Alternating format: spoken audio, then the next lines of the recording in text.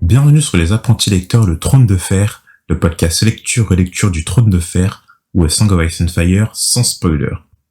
Aujourd'hui, on se retrouve avec Guillaume. Toujours présent. Et on se retrouve pour le chapitre 22, soit le deuxième chapitre d'Arya. Allez, laisse-moi finir ma gorgée de bière, attends. Alors, quoi? Je fais le résumé ou t'as un truc à dire? non, je vais juste dire que le premier chapitre d'Arya, c'était le plus court de l'histoire de, pour l'instant, court podcast, mais que celui-là, peut-être qu'il risquera d'être encore plus court, parce qu'il n'y a pas grand-chose à dire, en fait. On verra. Bon, je me lance. Donc, dans ce chapitre, on retrouve en effet Arya, qui est encore endeuillée de la mort de son amie Maïka, qui a été abattue par, je le rappelle, le limier. Donc, elle n'a pas la tête à parler du tournoi qui est en préparation, ni à partager son repas avec les autres serviteurs de la famille Stark, et elle préfère s'enfermer dans sa chambre. Et plus tard, Ned viendra lui rendre visite en essayant de la consoler un peu, et il consentira à ce qu'elle garde Aiguille, la rapière offerte par Jon. Et même plus que ça, Ned va lui trouver un maître du nom de Silvio Forel, avec le petit accent, première épée du grand amiral de Bravos pendant 9 ans, pour lui apprendre la danse du spadassin. Tiens, je remarque dans ton résumé que t'as pas parlé du discours de Ned à Arya. Flemme. Ok. Simple mais efficace. Donc le chapitre débute par une pensée de Arya. Son père, Eddard Stark, s'était encore disputé avec le conseil restreint. Bon, on comprend pourquoi, hein, vu comment s'était passée la première réunion. Ouais. Je pense que Ned, il a un petit problème avec les dépenses. Il venait d'arriver dans la galerie du Donjon Rouge, la petite galerie, parce qu'on affronte qu'il y a 2 galeries, une petite et une grande. Jorah Cassel, le capitaine de sa garde, l'accueille et lui parle du tournoi organisé en son honneur. Que des chevaliers des 4 coins du royaume viendraient pour celui-ci, mais c'était justement la dernière chose que Ned avait envie d'entendre. Donc ça va être cool, parce que si on a des chevaliers qui viennent du camp du royaume, ça va augmenter un peu plus notre connaissance de Westeros, différentes maisons. Moi, je trouve qu'il y avait pas assez de personnages dans ce livre. Ça, franchement, je commençais à m'ennuyer un peu. Sansa, elle, en avait l'air ravie. Elle s'était assise entre Septa Morgan, la gouvernante des filles Stark, et Jeyne Poole. Donc on le rappelle, Jeyne Poole, c'est la fille de Vian Poole, qui est l'intendant de Winterfell. Réticent au départ, il consent à ce que Sansa y assiste. Mais alors aussi Arya. Sauf qu'Arya n'a rien à faire de ce tournoi, et s'ensuit alors une énième dispute entre les deux, ce à quoi Ned s'énerve et crie assez. Les 2 filles se calment alors. Donc on a encore une démonstration du fait que les 2 sœurs ont l'air de se détester cordialement. Et donc ça a l'air de s'être encore plus envenimé avec l'événement du trident. Arya essaye alors de s'éclipser dans sa chambre en prétextant qu'elle n'a pas faim. Elle ne parlait à personne ici, pas aux gardes, Jory, Desmond, Jax, ni au grand écuyer Ulen et à son fils Arwen. Elle ne parlait à personne. Ses frères lui manquaient terriblement, et la présence de Sansa seule l'exécrait encore plus. À la différence de Port-Réal où elle mangeait exclusivement avec son père et sa sœur, elle mangeait souvent à Winterfell dans la grande salle avec la maisonnée Stark. Eddard répétant souvent à son fils Aenorob, « Connais ceux qui te suivent et fais-toi connaître d'eux. Ne leur demande pas de mourir pour un étranger. » Ça, c'est classe. C'est extrêmement classe. Ouais. Ça ressemble beaucoup à ce qu'on a vu de Ned. C'est-à-dire que c'est quelqu'un qui paraît assez loyal, assez fidèle. Abordable. Ouais, t'apprends d'ailleurs qu'il réservait souvent à sa table lors des dîners à Winterfell un siège pour une personne de sa maisonnée, et que ça pouvait être n'importe qui, du palefrenier à l'intendant. Ça m'étonne pas même qu'il invite certaines fois des gens du peuple. En fait, tout ça, ça me fait penser à... En ce moment, je regarde The Crown, et en fait, la reine Elisabeth II, je crois que c'est une fois par mois, quelque chose comme ça, en fait, elle rencontre des gens du peuple, en fait. Ah ouais. Ouais. Avant, elle le faisait pas. Ça a changé, je crois, dans les années 50, 60, plus 60, 70, quelque chose comme ça, où elle s'est rendue compte qu'elle connaissait pas assez son peuple, en fait. C'est-à-dire qu'elle était au château de Windsor, forcément quand des problèmes du quotidien lui arrivaient, elle rencontrait jamais de boulanger, quelque chose comme ça, quoi. Ah ouais, d'accord. Donc ça me paraît assez sage. Ça dit, mais bon, encore plus pour lui parce que c'est quelqu'un qui va envoyer qui peut envoyer des gens à la guerre, quoi. Ouais, c'est sûr. Ouais, si tu peux, ouais, comme il dit, tu peux des soldats qui ont pas envie de mourir pour ta cause. C'est des soldats qui seront très probablement moins efficaces sur le terrain, quoi. Ouais. Et même, je pense que Ned, au-delà de ça, au-delà des résultats, c'est vraiment une philosophie de vie, quoi. Bah ouais, ça me paraît comme un vachement bon suzerain, hein. Parce qu'on dit que oui, au départ, le titre de suzerain de Winterfell devait revenir à son grand frère. Donc, Brandon. Mais Ned a l'air de vachement bien tenir la baraque, hein. Ouais. Mais par contre, déconne pas parce que sinon il vient te niquer ta mère. Hein. Comme Jorah Mormont, il s'est chié dessus. Hein. Ouais, non mais il est juste, mais bon. Il vient pas le faire chier, quoi. Bah, comme l'exécution. Hein. Ouais, donc, clairement. Comme l'exécution, ouais. Elle, Arya, était assez joueuse à Winterfell, maligne, mais surtout enfantine. On l'a surnommée donc Arya sous les pieds ou Arya Ganache. Mais maintenant, elle les détestait tous. Et ce qui l'a chagrinée au plus haut point, et que... Mais maintenant, elle les détestait tous, et ce qui l'a chagrinée au plus haut point, et que son ami Maïka avait été trucidé comme un cochon par le Liné, et que personne n'y avait rien fait. Personne n'avait tiré son épée à sa vue. Personne. C'est vrai que c'est assez triste, parce que, en fait, bon, faut se dire que Arya, elle a 9 ans. Mika, le garçon bouché, il est trucidé devant ses yeux. Et les gens qui sont supposés à la défendre de sa maisonnée, les hommes qu'elle admire depuis son enfance, en fait, ils ont laissé le statu quo, quoi. Ouais, ils ont rien fait. Donc forcément, tu comprends qu'elle puisse être énervée. Après, bon, je pense qu'elle pouvait... Et à son âge et tout, tu comprends pas encore toute la géopolitique. On voit que tu peux rien faire, c'est le roi. Voilà, elle, tout ce qui l'intéresse et tout, c'est son ami. Et que ouais, elle a eu son cadavre devant les yeux, quoi. Avec ses boyaux qui ressortaient, forcément. Il avait qu'à courir plus vite. Hein. Elle fila alors dans sa chambre et s'y enferma, ruminant ses propres pensées. Tout ce qui pouvait la réconforter était l'épée que Jon lui avait offert le jour de son départ, Aiguille. Septa Mordan et Gros Tom essayèrent de lui faire ouvrir la porte, mais tous deux essuyèrent un refus de sa part. Lorsque son père arriva et lui demanda d'une voix attristée d'ouvrir la porte, elle obtempéra. La première chose que Ned vit fut l'épée, qu'il reconnut directement comme étant l'œuvre de Myken. Tu vois c'est un mec assez attentif. Donc Myken, on le rappelle, c'est le forgeron et l'armurier de Winterfell. Et il lui demanda comment elle avait obtenu cette épée, mais Arya ne pouvait se résoudre à trahir Jon. Et lorsqu'elle évoqua Septa Mordan et le fait qu'elle la détestait, son père durcit le ton, étant à 2 doigts de briser Aiguille sur ses genoux. Donc la notion de respect, ça paraît quand même assez important pour Ned. C'est vrai que Septa Mordan, c'est sa gouvernante, donc Arya lui donne du respect, quoi. Donc forcément, quand il faut être dur, il est dur, le Ned. Et donc Eddard reconnaît le sauvage qu'elle a dans son corps, le même sauvage que son propre père, Rickard Stark, appelait le sang du loup. Lyanna, sa sœur, le possédait, tout comme son frère Brandon encore plus. Donc, on connaît pas trop la personnalité des deux, hein, de Lyanna et de Brandon. Non, on les connaît pas trop, ouais. Brandon, tout ce qu'on sait de lui, c'est que il s'est battu pour Catelyn, quoi, avec Littlefinger. Lyanna, tout ce qu'on sait d'elle, à part peut-être la promesse qu'elle a fait, en fait, la promesse qu'elle a fait promettre à Ned. Du coup, on n'a pas trop d'informations sur elle. Bah, on sait juste que Robert, en tout cas que Robert était fou amoureux d'elle. Mais on sait même pas pourquoi, c'est-à-dire qu'il a pas du tout. Ouais, on sait pas si c'est sa beauté, si c'est son caractère, s'ils ont vécu des trucs ensemble, on n'en sait rien du tout. C'est ça. Mais en tout cas, ce qu'on sait, c'est que Arya rappelle à Ned sa sœur, en fait. Arya rappelle à Ned Lyanna. Donc elles avaient sûrement le même caractère, c'est-à-dire parce qu'on sait que Ned il dit qu'elle serait sûrement aussi sans d'une épée si leur père l'y avait autorisé.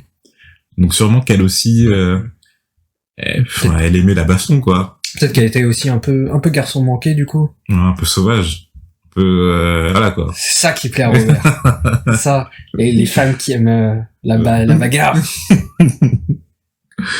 Mais Ariane était très étonnée, car Lyanna était supposée être très belle.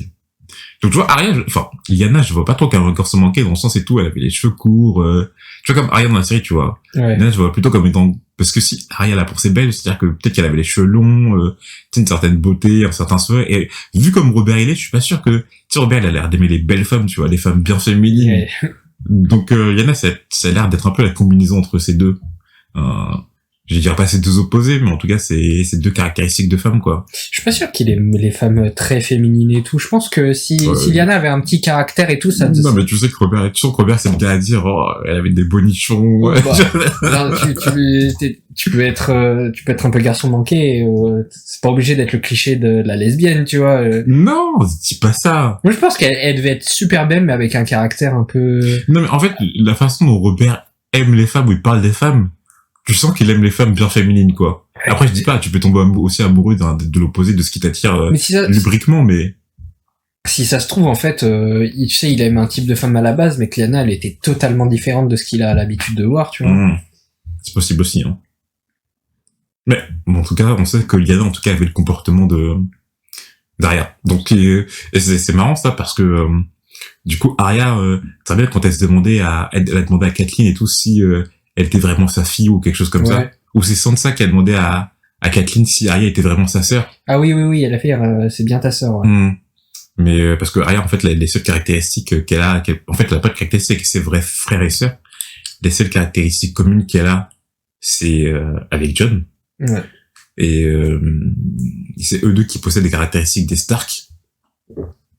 Et, bon, bah, on a la confirmation qu'au moins une autre personne, qui viennent des Stark possèdent les mêmes caractéristiques qu'Arya, quoi. Ned lui demande alors ce qu'elle compte bien faire avec cette épée. Est-ce qu'elle sait même s'en servir? Arya se rappelle alors de la première leçon de Jon frappé des stocks, ce à quoi Ned rigole. Mais Arya s'enfonce dans son chagrin, car ce n'était pas pour s'entraîner à l'épée qu'elle avait demandé à Maïka de venir avec elle. Bon. Mais Arya s'enfonce dans son chagrin, car c'était pour s'entraîner à l'épée qu'elle avait demandé à Maïka de venir avec elle. Sa mort lui était donc imputable. Non, selon Ned, la mort revenait au limier et à la reine Cersei Lannister. L'horrible femme qu'elle sert. Oui.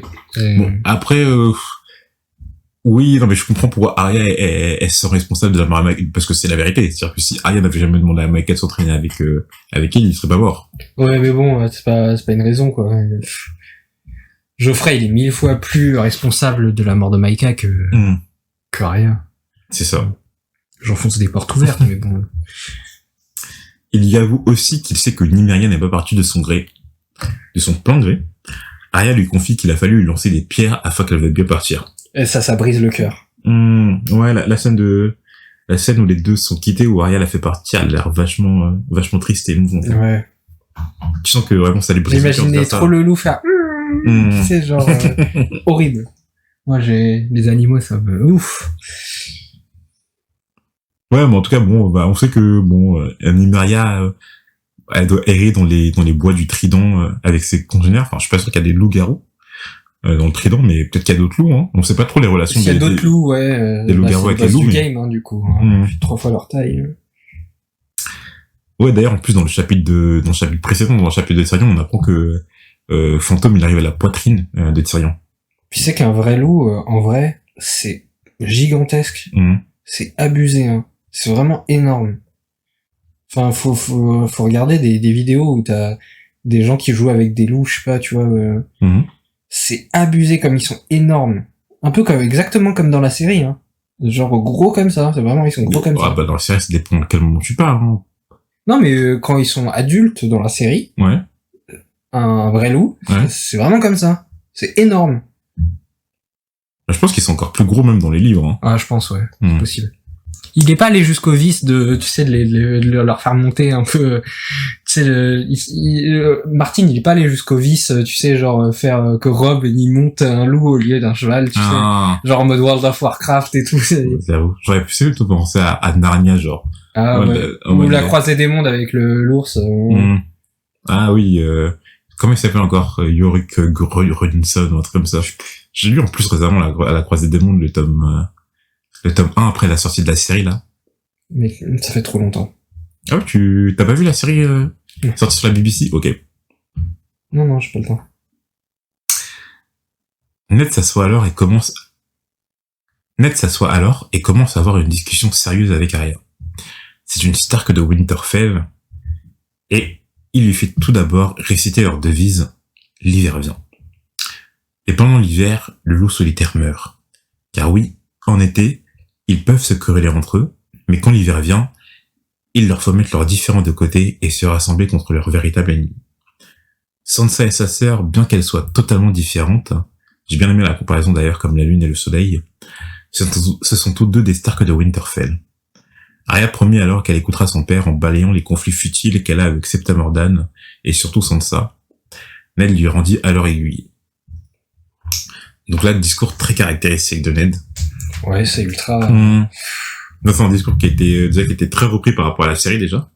Mais ouais, ce discours, il dit tout, quoi. C'est-à-dire que c'est à la fois métaphorique, mais en même temps, c'est très matériel, c'est ce qui se passe actuellement. Et en même temps, ça fait référence à d'autres choses. C'est-à-dire que ça peut même référence, par exemple, ça peut même faire écho au chapitre précédent qu'on a eu avec Jorah Mormont et sur la garde de nuit, en disant que oui, là actuellement, ok, les 7 royaumes sont pas en conflit, mais la garde de nuit, elle est vide, quoi. Et donc, si au bout d'un moment, vous arrêtez pas de mettre aux différents côtés, vous n'auriez pas des hommes à la garde de nuit, le véritable ennemi, il se trouve au-delà du mur. Ouais. Et c'est parce qu'il se trouve au sud du mur, quoi. Donc les conflits au sud du mur, ok, pendant l'été c'est cool, mais quand l'hiver va venir, va falloir s'unir, quoi. Et donc ce discours de Ned et tout, pareil, il fait référence aux Stark de Winterfell, les loups. Après que actuellement Sansa et Arya elles se disputent, mais en vérité c'est aux limiers ou à Joffrey ou à Cersei qui font vouloir pas à elles entre elles, quoi. Ouais, c'est compréhensible. 3 jours plus tard, envoyé dans la petite galerie par Voyant Pool, un homme l'y attend. Il avait un accent chantant, de Bravo Sodomir. « Tu es en retard, mon garçon. » Ah putain, non, je l'ai mal fait là. Je l'ai très mal fait cet accent. Ouais, tu le fais mal. Vas-y, essaye de le faire. Tu es en retard, mon garçon. Ah, je sais pas. J'arrive à dire à Silvio Forel.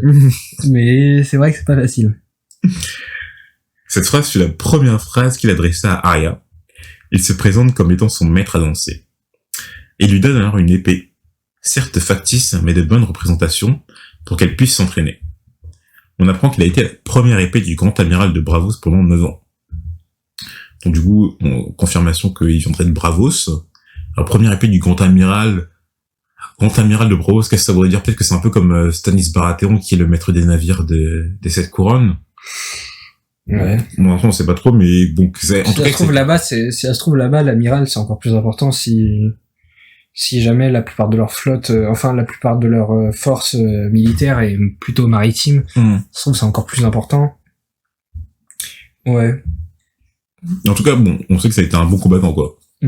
Bah, au moins le meilleur épéiste des soldats maritimes, des marins.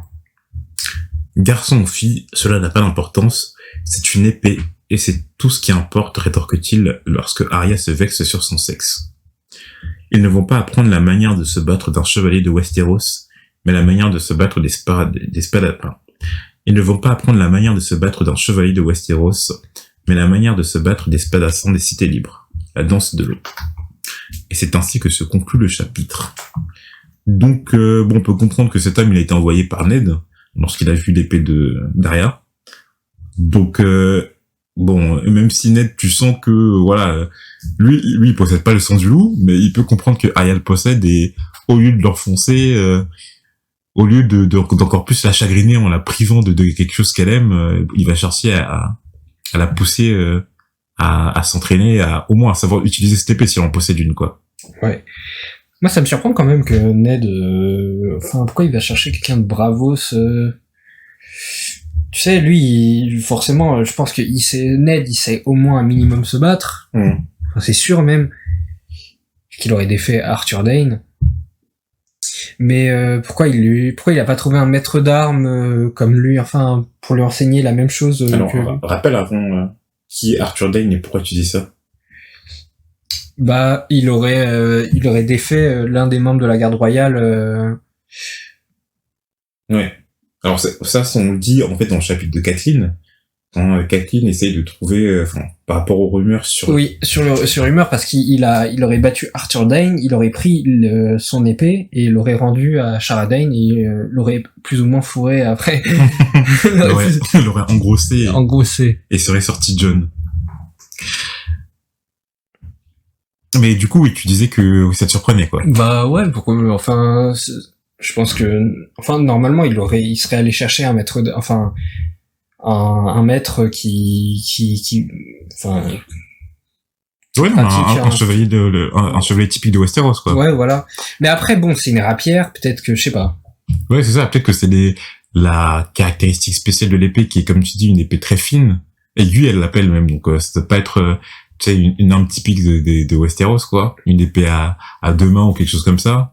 Et puis surtout que, bon, c'est sa fille, peut-être qu'elle doit avoir un style différent des hommes musclés, baraqués, qui ont une armure.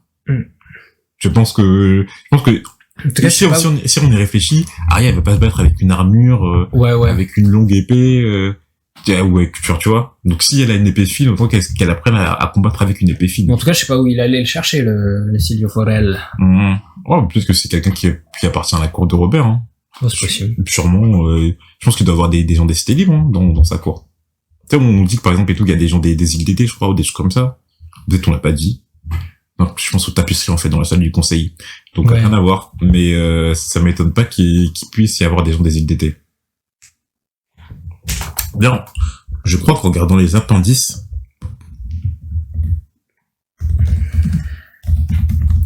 si, voilà. Dans sa cour, il y a, le prince des îles d'été en exil, Jalabar Shaw. C'est dit dans les appendices, ça. Ah ouais. Ouais. Ah ouais. Je viens de montrer à Guillaume sur la page des appendices, mais je pensais, je savais que j'avais lu quelque part. Bon, je me trompais pas cette fois. Des fois, je peux me tromper, mais cette fois-ci, non. Voilà. Donc, combien de temps dure ce chapitre, Guillaume? Ça va durer 20 minutes, hein. Là, on a combien de temps? 22. Ah oui, bah, il va être plus court que le chapitre précédent d'Ariane. Donc, on espère que vous l'avez apprécié quand même. Ça a été une courte écoute, mais tout aussi appréciable que les longues. Et puis, on se retrouve à la prochaine. Je vous dis à la prochaine pour un chapitre de Daenerys.